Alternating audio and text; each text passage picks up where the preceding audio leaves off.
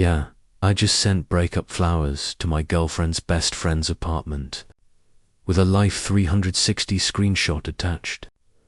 Honestly, I might be about to become the villain in someone's Instagram story. But I need someone to tell me if I overreacted or if I finally just drew the line.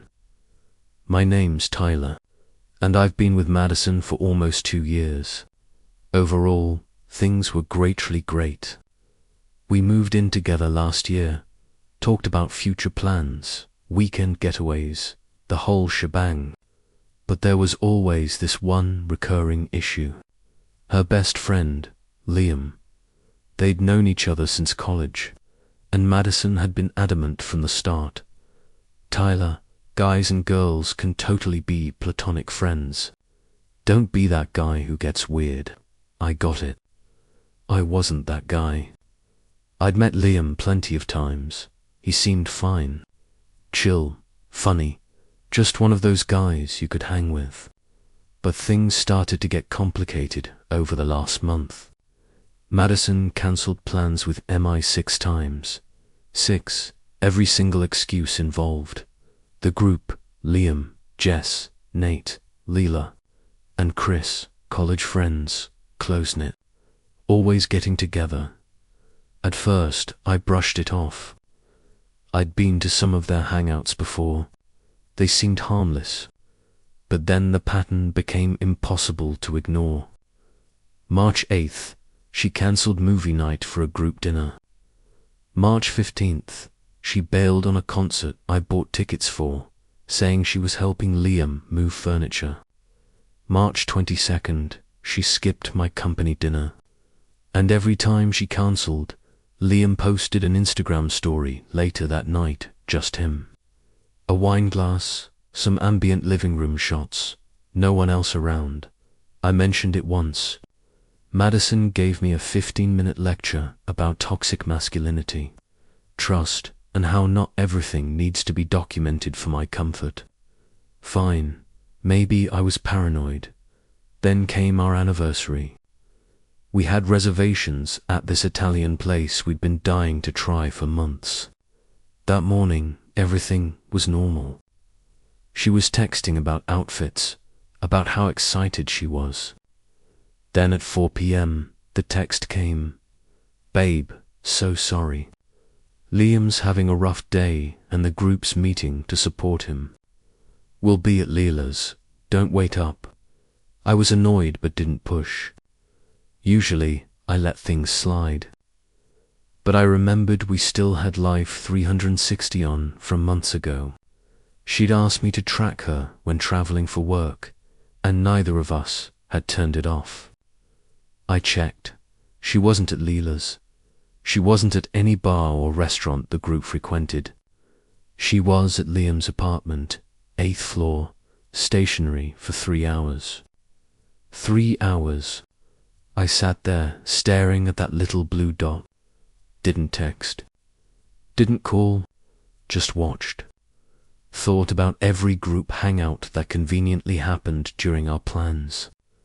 Thought about the smell of wine when she got home, her glowing stories about these amazing conversations, and every time I tried joining, some excuse.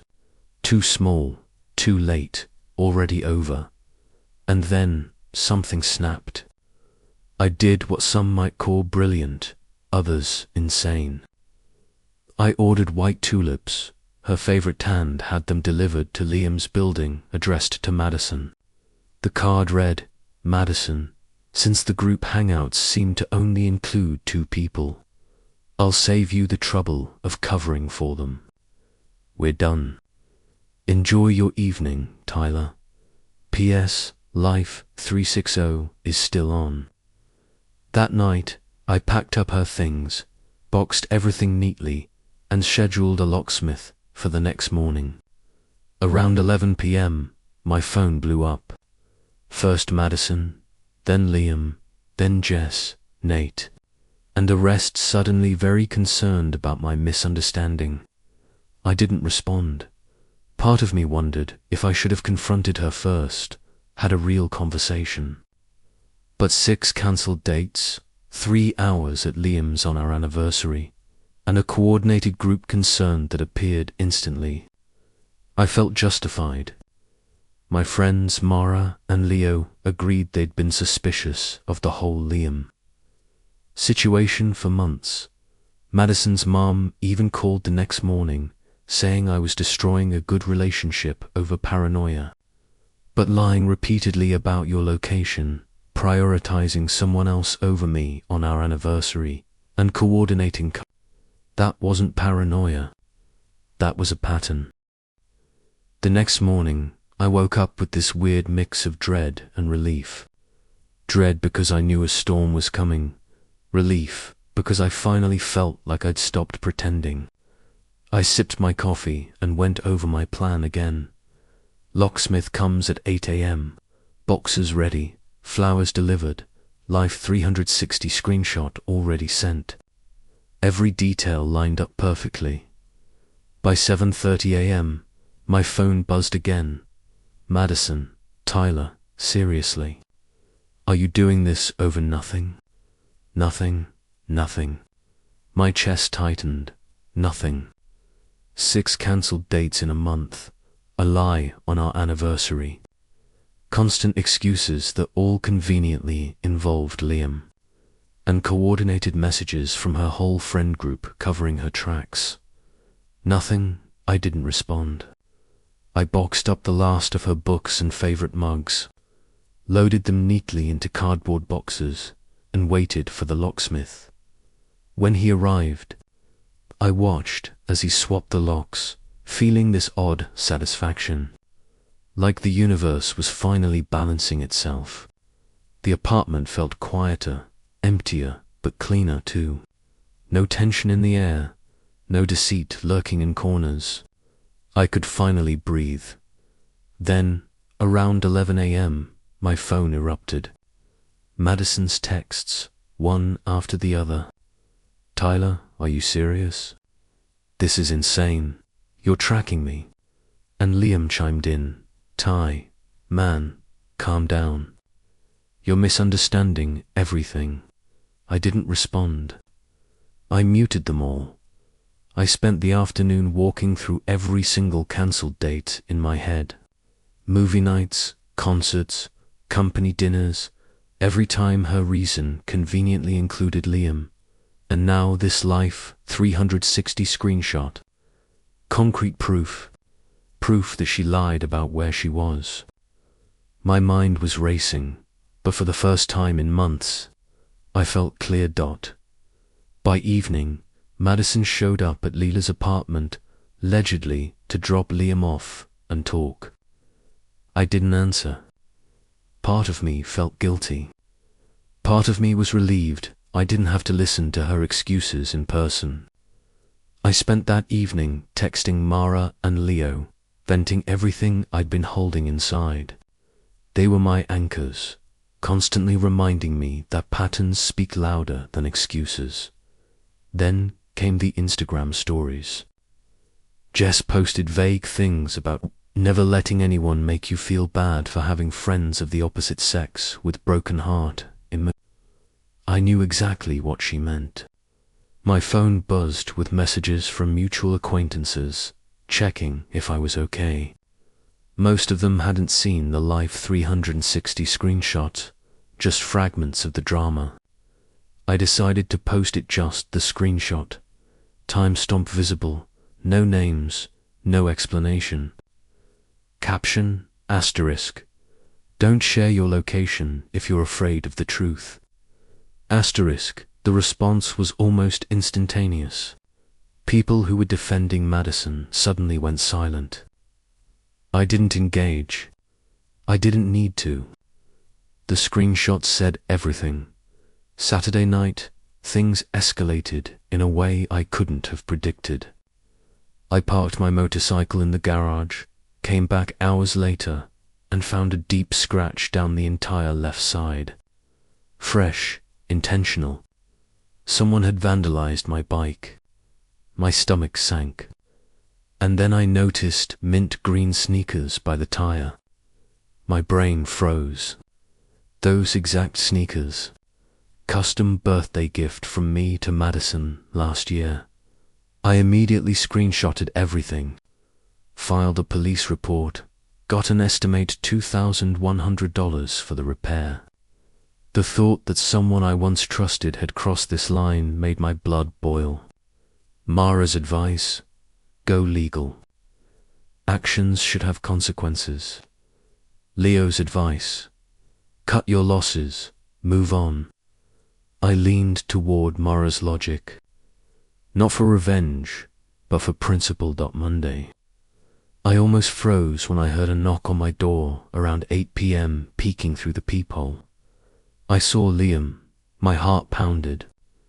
I didn't answer immediately, but I decided to record the conversation one-party consent, and opened the door with my phone in my pocket.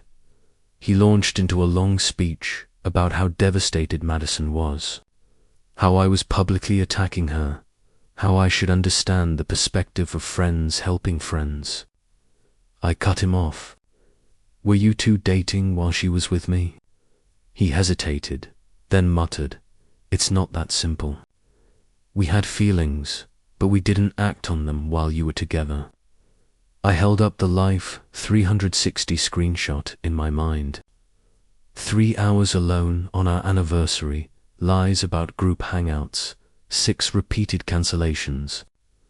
You call that nothing? I asked. He tried to rationalize. Emotional support between friends is normal. Normal doesn't involve lies, I said. Normal doesn't involve destroying my property. Normal doesn't involve prioritizing someone else over your partner repeatedly. He left without a proper answer. I closed the door and immediately filed for small claims court. $2,100 for repairs plus my $500 deductible. I attached the security footage, the text message, and Liam's recorded statements confirming Madison owned those exact sneakers. The next few days were a blur. Madison tried to contact me, alternately apologizing and accusing me of being controlling. I blocked her number. Instagram stories from her friends continued, trying to justify her actions, but I didn't respond. I focused on my life work, Jim, Mara, and Leo. The apartment felt mine again, quiet, safe, and then a small shock. Leela sent a private apology. She admitted she didn't realize the full picture and felt terrible about lying to cover for Madison. She confirmed, indirectly, that Madison and Liam moved in together immediately after the breakup. But more importantly, the network of lies her friend group had spun was unraveling. Jess wasn't speaking to anyone involved. Nate moved out. Chris sided with Liam. Everything collapsed. It was ironic. The friends who had coordinated the cover-up had no idea the truth would eventually emerge. And in the end, the $200 monthly payment from the court ruling on my bike repair became a little reminder. Actions have consequences. I booked a solo trip to Lisbon in July. Surfboards, seafood, hostiles, freedom. No lies, no tracking, no drama, just me, the ocean, and a week to myself. By the time the court date rolled around, I had already rehearsed my story in my head 100 times. Not for theatrics, just to make sure I didn't miss any detail. I had screenshots, texts, the Life360 logs, the security footage, repair invoices, and even Liam's recorded statement. Every piece of the puzzle lined up perfectly. Walking into the small claims court, I felt this weird mixture of nerves and calm. Nerves because, suing your ex over $2,600 for a motorcycle might seem petty to someone outside. And calm because I knew I had done nothing wrong.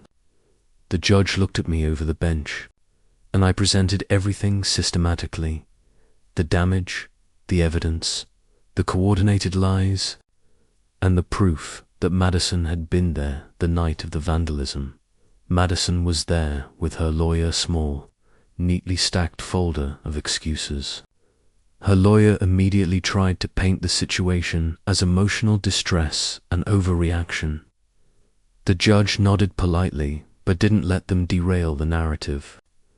When asked directly if she sent the text from the unknown number, Madison admitted it, claimed it was venting and that she didn't actually damage the motorcycle.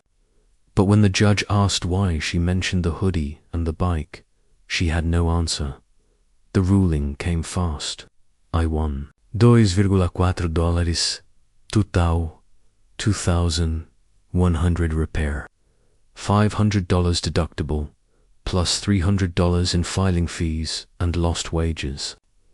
Payment plan, $200 a month. Watching that first payment hit my account felt like a small victory. Not for money, but because it was proof that actions have consequences. After the court, the drama didn't completely vanish.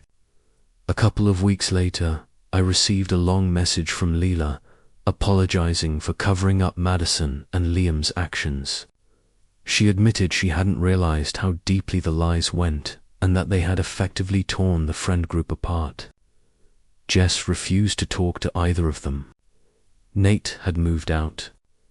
Chris was still on Liam's side, but even he seemed frustrated by the chaos. It was strangely satisfying to see the web of lies unravel. It proved that even coordinated cover-ups eventually collapse under the weight of truth. And for the first time in months, I felt free. Truly free. I finally booked my Lisbon trip. Solo, no tracking apps, no worrying about lies, no drama. Just me, a hostile with noisy travelers, a surfboard that I was terrible at balancing on, and plates of seafood that were dangerously good. For a week, I didn't think about Madison, Liam, or the friend group. Just the sun, the waves, and my own company. Returning from Lisbon, life felt lighter. I blocked Madison and all her friends on every platform except the payment app. Nothing else was worth the headache.